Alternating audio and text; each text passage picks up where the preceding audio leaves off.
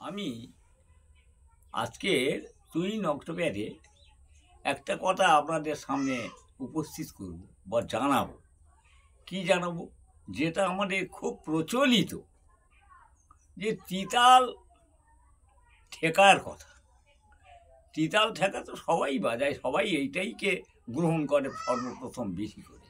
আর তিতাল মানে এটা হচ্ছে আমাদের, কিন্তু এটা যেটা বলবো, 3টে ভাগে ভাগ করেছেন আমাদের তালের গতিটা। একটা ধ্রুপদ অঙ্গ, আর একটা খেয়াল অঙ্গ, আর একটা টপ অঙ্গ।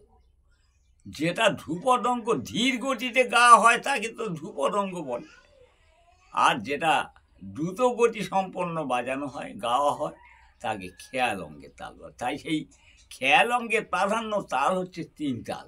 একে অনেকে 3 তাল বলে, অনেকে তিতাল বলে, অনেকে আবার তিতালিও বলে। তো যাই হোক, এই 3 তালের ঠেকাটা, এটা খেয়াল অঙ্গের তাল, 16 মাত্রা, 3টি তালি, একটি খালি। 1, 5, 13 মাত্রায় তালি, 9 মাত্রায় খালি করে বাজানো হয়। যে কোনো গানের সঙ্গে দ্রুত গতিতে বাজানো হয়।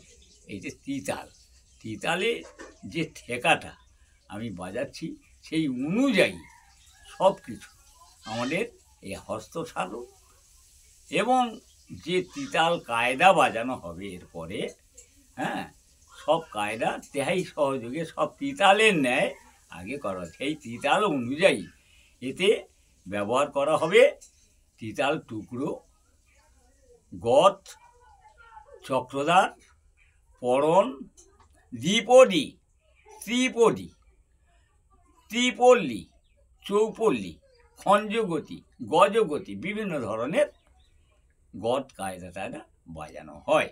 এবারে আমি সেইটুকু তিতাল ঠেকাটা আপনাদের কাছে তুলে ধরছি। সেই অনুযায়ী আমরা চেষ্টা করব 1 গুণ 2 গুণ 4 গুণ গতিতে কী করে বাজানো যায় কায়দা কানুনগুলো। ধা ধিন ধিন ধা, ধিন ধিন ধা, না তিন তিন তা, তেতে ধিন ধিন ধা, ধা ধিন ধিন ধা, ধিন ধিন ধা, না তিন তিন তা, তেতে ধিন ধিন ধিন ধা, ধা ধিন ধিন ধা, না তিন তিন তা, তেতে ধিন ধিন ধিন ধিন ধা, ধা ধিন ধিন ধা, না তিন তিন তা, তেতে ধিন ধিন ধিন ধিন ধা, ধা ধিন ধিন ধা, না তিন তিন তা, তেতে ধিন ধা ধিন ধিন ধা, ধা ধিন ধিন ধা, না তিন তিন তা, তেতে ধিন ধিন ধা, ধা ধিন ধিন না তিন তিন তা, তেতে ধিন ধিন ধা, ধা ধিন ধিন ধা, ধা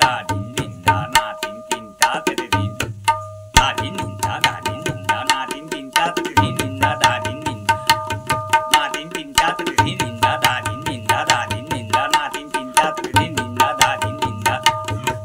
তা, তেতে ধিন ধিন ধা, ধা ধিন ধিন ধা, ধা ধিন ধিন ধা, না তিন তিন তা, তেতে ধিন ধিন ধা, ধা।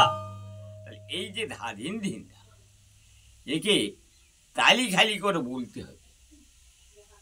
ধা ধিন ধিন ধা, ধা ধিন ধিন ধা, না তিন তিন তা, তেতে ধিন ধিন ধা।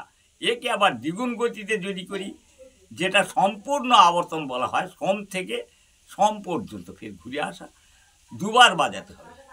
ধা ধিন ধিন ধা, ধা ধিন ধিন ধা, না তিন তিন তা, তেতে ধিন ধিন ধা, ধা ধিন ধিন ধা, ধা ধিন ধিন, তিন তিন তা, তেতে ধিন ধিন ধা, ধা। এবারে আমি তিতাল ঠেকাটা ধীরে ধীরে আপনাদের সামনে তুলছি। কীভাবে ধা ধিন ধিন ধা মারা হয়, তার বাণীটা কীভাবে আসছে, সেটা আমি ধাটা কীভাবে হচ্ছে সেটা আমি আপনাদের সামনে তুলে ধরছি। ধা তার মানে 2 হাতের সমন্বয়ে ধা, ডান হাতে তা কিংবা না, এবং বাঁ হাতে গ দিয়ে ধা বাণী উচ্চারণ হচ্ছে, ধা। তাহলে ধিন বাণী কী করে হচ্ছে? ধিন, তাহলে বাঁ হাতে যেমন গ লাগানো হচ্ছে, তার সঙ্গে 3 বাণী যোগ করলে তবে ধিন বাণী উচ্চারণ হবে। 3টা মারতে গেলে কোথায় মারতে হবে? তবলার গাব এবং কানি দুইয়ের মধ্যবর্তী যে সাদা অংশটা, তাকে সুর, লব বা ময়দান বলা হয়। সেই ময়দানের উপরে বা সুরের উপরে তর্জনী দ্বারা 3 ধ্বনি উৎপন্ন করা হয়। 3 বাণী কীভাবে হয়?